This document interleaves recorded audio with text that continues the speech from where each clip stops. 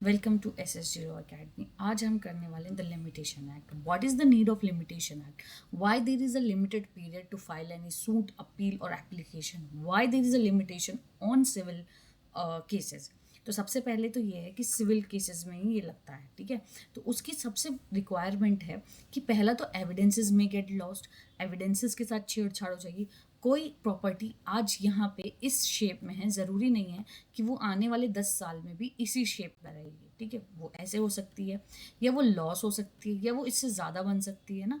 तो इसलिए एविडेंसेस में गेट लॉस इसका सबसे प्राइमरी रीज़न है। दूसरा, अपोजिट पार्टी के ऊपर एक एप्रीहेंशन रहता है, एक फेयर रहता है कि वो कब सूट डाल दे, ठीक है। ए पार्टी कब उस पर सूट फाइल कर दे, इसका एप्रीहेंशन हमेशा बी पे रहेगा। तो इसकी एंजाइटी को, इसके डिप्रेशन को या इसके फेयर को ज़्यादा बढ़ा ना हो, इसलिए पीरियड ऑफ लिमिटेशन दिया गया। फिर ये मैटर ऑफ पब्लिक पॉलिसी होता है कि आपको एक लिमिटेड टाइम में ही दे, क्योंकि ये पब्लिक पॉलिसी है कि आप दूसरी पार्टी को भी ज़्यादा परेशान ना करें, और आपको अपने राइट पता है, इसलिए तो आपने यहाँ पे आपका राइट का वोलेशन हुआ है। डॉक्ट्राइन ऑफ लिचेस इस पे लगती है कि अगर इनऑर्डिनरी डिले हो रहा है तो इसका मतलब क्या हुआ, आपको अपने राइट्स का पता ही नहीं है, आप उसके बारे में अवेयर ही नहीं हो। आपके साथ जो ऑफेंस, जो चीज़ कमिट हो गई है, आप उसको रख रहे हो कि हाँ, इस बंदे को मैं कभी भी जो है वो सूट फाइल करके परेशान कर सकता हूँ। तो इसलिए यहाँ पे रिक्वायरमेंट है लिमिटेशन, पीरियड ऑफ लिमिटेशन की। बहुत इंपॉर्टेंट मैगजीम है ये, इसके बिना लिमिटेशन एक्ट है ही नहीं, और इसी मैगजीम के ऊपर लिमिटेशन एक्ट जो है वो बेस हुआ है। विजिलेंटी बस non dominantius jura subvenitum. Law does not support a person who sleeps over his right. सोते हुए आदमी के कोई अधिकार नहीं है। अगर आप सो रहे हो और आपके राइट्स का वॉयलेशन हो रहा है, तो इसका मतलब क्या हुआ कि आपको लॉ सपोर्ट ही नहीं करेगा।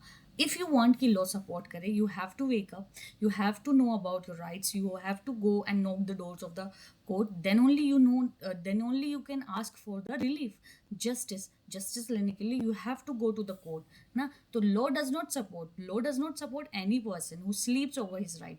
जो अपने राइट्स के ऊपर सो रहा है, जिसको अपने राइट्स का ही नहीं पता, तो उसके लिए लॉ है ही नहीं। इसलिए लिमिटेशन एक्ट जो है वो लाया गया है। दूसरी बहुत इंपॉर्टेंट मैगजीम है इंटरेस्ट रिपब्लिका एट सिट फेंस लिटेनियम। बहुत आपने इसको सुना होगा, ये एविडेंस एक्ट में भी है, और सिविल सीपीसी में भी इसको एक मैगजीम में, एक प्रोविजन में डालते हैं, और ये एग्जाम के पॉइंट ऑफ व्यू से भी बहुत इंपॉर्टेंट है।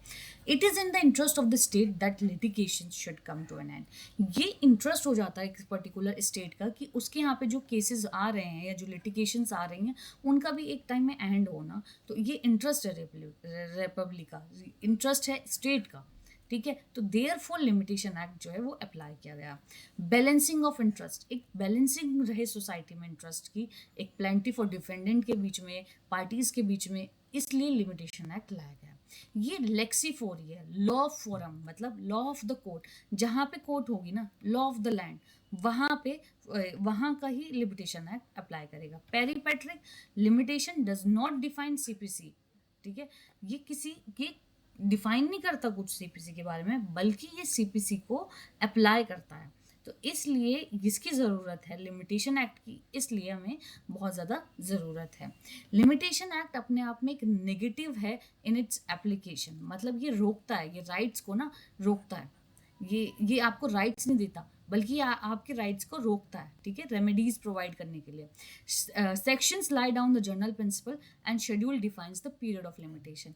यहाँ पे जो सेक्शन का पार्ट है ना लिमिटेशन का, वो ये डिफाइन करता है कि किन प्रिंसिपल्स पे लिमिटेशंस एक्ट जो है वर्क करेगा, और क्या पीरियड ऑफ लिमिटेशन है वो शेड्यूल बताती है।